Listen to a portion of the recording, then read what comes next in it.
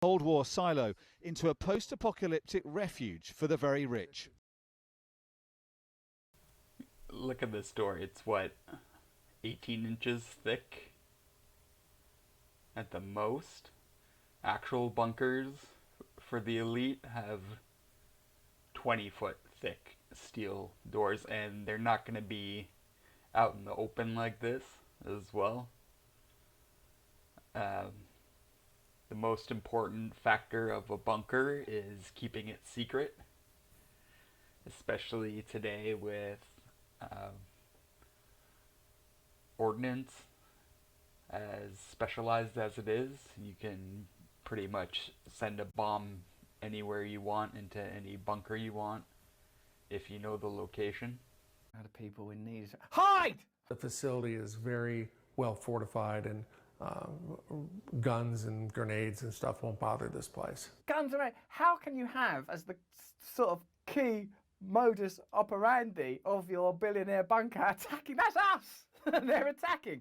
We've got these guns and grenades. Who are you throwing at? It's not going to be zombies. It's not going to be aliens. It's you.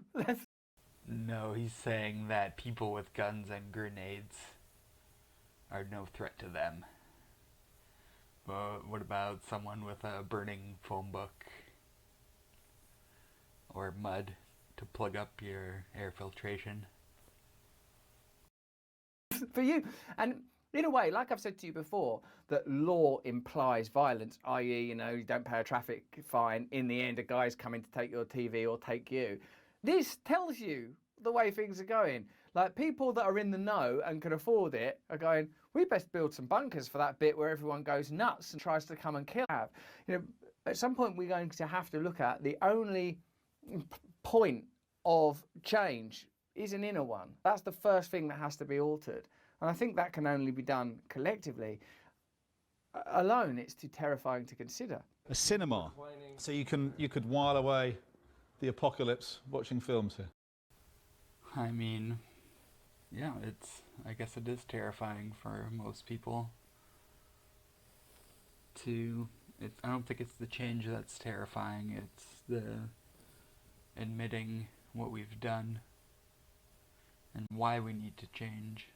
That's the reason people, no matter where we fall on the economic scale, are considering off-grid or bunker living is because of the changes brought about by the pandemic and by, globalization unleashed as we've been experiencing it.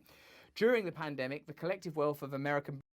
I think what he means is neoliberalism unleashed, and is failing to mention climate change and fossil fuels.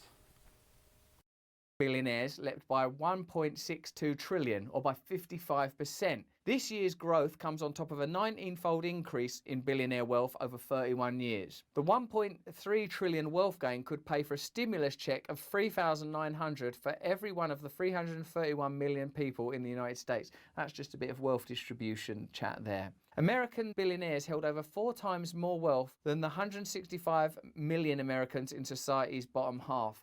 Again, this is not a viable or sustainable distribution of resources. Over 76 million people, humans like you, lost work during the pandemic. Nearly 100,000 businesses have permanently closed. 12 million workers had lost employer-sponsored health insurance, and 24 million adults reported that their household had not had enough food in the past week. Those statistics point to a system failing. They point to the need for change.